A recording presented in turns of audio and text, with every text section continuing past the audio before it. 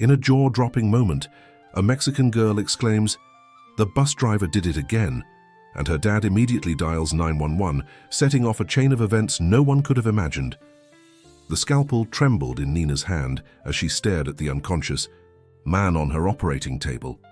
This wasn't a hospital, it was her basement, converted into a makeshift surgical room with equipment she'd smuggled from Mercy General over months. The steady beep of the heart monitor provided the only soundtrack besides her ragged breathing. "You don't have to do this," whispered Lisa, her 8-year-old daughter, standing in the corner with arms wrapped protectively around herself. Her eyes darted between Nina and the prone figure. "We can still call the police, tell them everything." Nina's laugh was hollow. "And then what? You know who he is. You know what he'll do." The man on the table was Mr. Miller, respected school, bus driver, pillar of the community, and the monster who had tormented Lisa for months, making her feel unwelcome and unsafe in their new neighborhood. The same man who had systematically intimidated other immigrant children. The same man who, as Nina had discovered, had been protected by the school district for years despite multiple complaints, including reports that would have saved other children from similar treatment. Nina positioned the scalpel above Mr. Miller's exposed abdomen, marking the spot for the first incision. She wasn't planning to kill him, just to remove his gallbladder, a simple procedure for a surgeon of her caliber. He'd wake up in pain with a mysterious scar and the terrifying knowledge that someone had been inside his body while he was unconscious. Just like he'd been inside her daughter's life, cutting and removing pieces of her happiness while Nina remained powerless. "He deserves worse," Nina whispered, the blade now steady. 15 years of medical training had prepared her hands for precision even when her mind was in chaos. Mr. Miller's phone buzzed on the metal tray beside surgical tools. A photo of a young girl appeared on the screen, his granddaughter calling him at 2:17 a.m.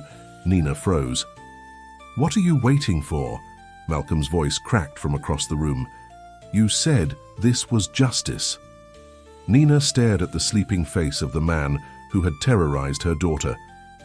The same man who was someone's grandfather, someone's father, someone's husband. "I need you to understand," Nina said, not looking up, "that sometimes when you've lost everything, the only thing left is making sure they feel what you felt." Her hand lowered the scalpel toward his skin, just as headlights swept across the basement windows. Car doors slammed outside. "Nina," Malcolm hissed. "Someone's here." The doorbell rang upstairs, followed by a heavy knock. "Detroit police, open up." The monitor's beeping accelerated, matching Nina's heart rate. How had they found her? Who had talked? She looked at Mr. Miller, then at the stairs, calculating escape routes, consequences, futures branching out from this single moment.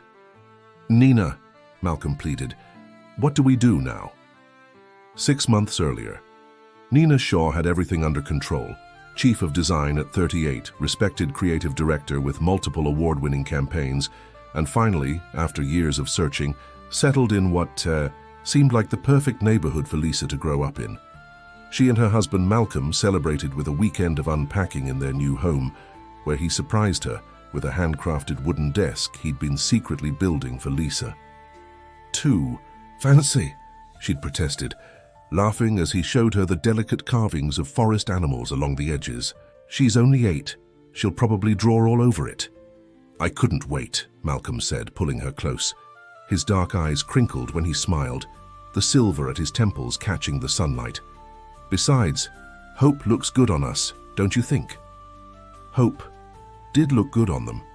They'd met during Nina's first job, when Malcolm, an environmental engineer, came to her agency, pitching a campaign against a waste disposal site near a residential neighborhood. His passion for justice matched her dedication to creativity. Both believed in making the world better through their work, she by designing campaigns that changed perceptions, he by protecting communities from corporate negligence. "We'll be good parents here," she told him that night, watching Lisa sleeping peacefully in her new room, even with the challenge of starting over. "The best," he agreed, kissing her forehead. "Between your creativity and my practical sense, Lisa is going to thrive here." 3 days after completing their move, Lisa came home from school in tears. Mr. Miller, the bus driver, had made her sit at the back of the bus alone and had whispered, "This neighborhood isn't for your kind," when no one else could hear. "I'm sure he didn't mean it that way," Nina had said initially, wanting to believe the best. Maybe he just wants the younger kids at the back for safety. But as days passed, Lisa's usual brightness dimmed. She became reluctant to board the bus, making excuses about stomachaches and headaches. Nina began noticing other signs. Lisa's drawings became darker, featuring a large looming figure she wouldn't explain. "Something's not right," Nina told Malcolm one night. "I'm going to follow the bus tomorrow." What she witnessed confirmed her worst fears. Mr. Miller systematically isolated Lisa and the other 2 Latino children, spoke harshly to them while being jovial with the white children, and once even drove past Lisa's stop, forcing her to walk 3 blocks back home. When Nina approached the school administration, the principal, Sarah, dismissed her concerns. "Mr. Miller has been with us for 15 years. He's practically an institution. I'm sure your daughter is just adjusting to the new environment." The stress transformed their home. Lisa began having nightmares. Malcolm suggested moving again, but Nina refused. "We can't teach her to run from bigotry. We need to fight it." That night, Nina found Lisa's journal hidden under her mattress. Inside were detailed accounts of Mr. Miller's daily torments, forcing her to sit alone, forgetting her stop, making comments about going back where she came from, even though Lisa had been born in Michigan. The final entry described how he had once stopped the bus on a deserted road and made her get out, driving away for 10 minutes before returning, to teach her a lesson about appreciation. The Nina who emerged from reading those pages was different, harder, more focused. She took time off from work, telling colleagues she needed to help Lisa adjust. Instead, she began investigating Mr. Miller, tracking his movements, researching his background, documenting his patterns. 3 months into her surveillance, she witnessed the bus driver meeting with several other men at a private club, all wearing pins she later identified as belonging to a local hate group with white supremacist leanings. Through careful observation, she photographed their gatherings, recorded snippets of conversation from nearby tables, collected evidence of their coordinated efforts to make certain families feel unwelcome in the neighborhood. Nina enlisted Malcolm, whose engineering background had given him skills in surveillance equipment, to help gather more evidence. They found a pattern of incidents, complaints that had been buried, and at least 3 families who had moved away after similar experiences.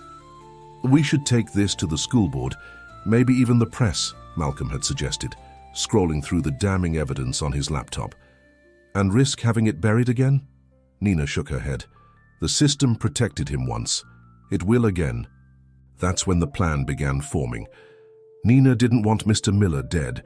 She wanted him to live with fear and uncertainty, the same emotions that had become Lisa's constant companions. She wanted him to understand vulnerability, and as a skilled artisan with steady hands, she knew exactly how to make her point in the most personal way possible. The banging on the front door grew more insistent. "Mrs. Shaw, we know you're in there. Open up or we're coming in." Nina's mind raced through scenarios. The police couldn't possibly know what she was planning. She'd been too careful. The surgical equipment had been taken piece by piece from her friend who worked at Mercy General. The anesthetic she'd used on Mr. Miller was untraceable. The basement had no windows large enough for anyone to see inside. "They must be here about something else," she whispered to Malcolm. "Go upstairs, stall them. Say I'm working late." Malcolm hesitated, then nodded and climbed the stairs. Nina quickly covered Mr. Miller with a surgical drape, hiding all but his exposed abdomen. She could still do this. 10 minutes for the procedure, another 5 to close him up.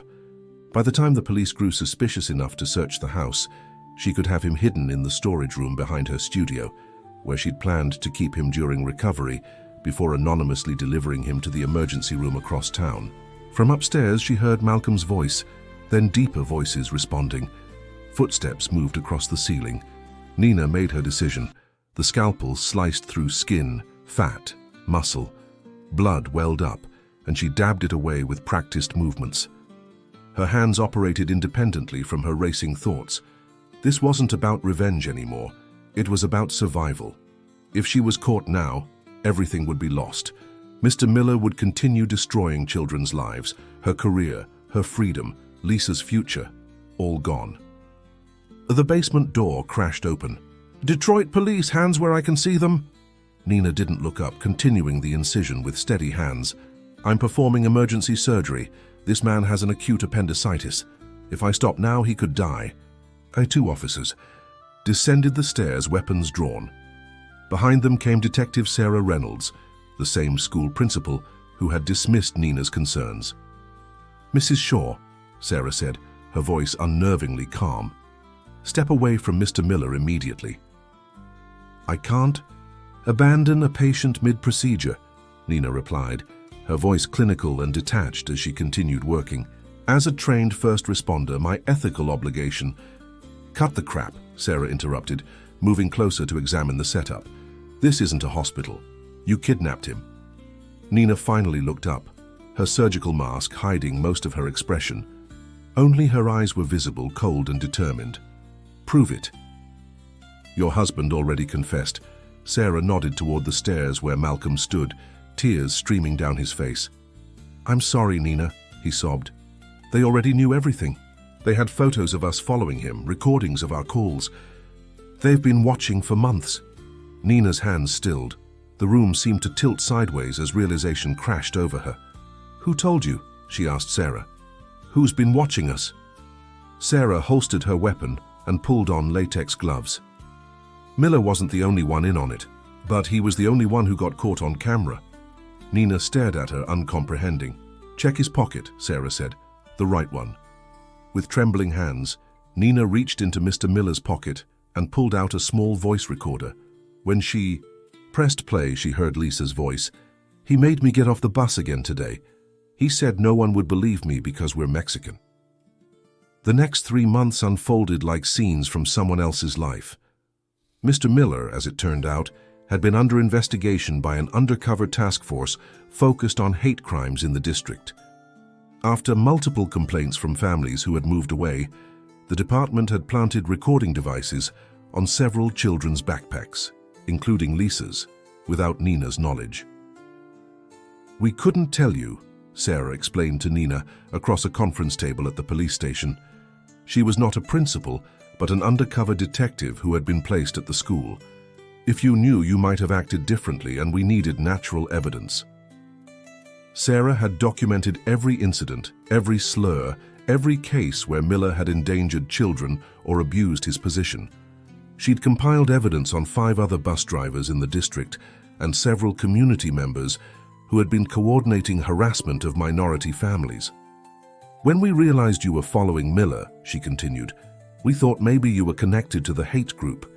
But then we discovered what you were planning." She met Nina's eyes directly. "I understood your rage, but I needed to stop you before you destroyed your own life." Sarah had gone to her superiors, who began surveilling Nina while simultaneously building a case against Miller. The night she kidnapped him wasn't a coincidence. It was coordinated. Miller had been allowed to continue his route just long enough to gather final evidence, with officers ready to intervene the moment Nina acted. "You risked my daughter's safety," Nina said, struggling to reconcile this woman with the dismissive principal she'd come to hate. "We had officers on that bus every day," Sarah replied. "Lisa was never truly in danger after we became involved. But what happened before, that was real, and I'm sorry we couldn't prevent it." When the case went to trial, Mr. Miller and 4 others were convicted of hate crimes and criminal endangerment. The school district implemented mandatory cameras on all buses and comprehensive training for drivers. Lisa began seeing a therapist, working through her trauma with art therapy that gradually brought back her bright colors and hopeful scenes. Nina wasn't prosecuted, part of a complex deal that required her testimony against Miller and his associates. Malcolm received community service for his role. Both parents were required to attend family counseling, a condition Nina initially resisted until she recognized how close she'd come to crossing a line she could never uncross. "Sortitas, you need to understand something," Nina said to the group seated in a circle at the community center. "Rage can convince you that destruction is the same as justice." It was her 5th time speaking at the Restorative Justice Program, where victims of hate crimes met with reformed offenders.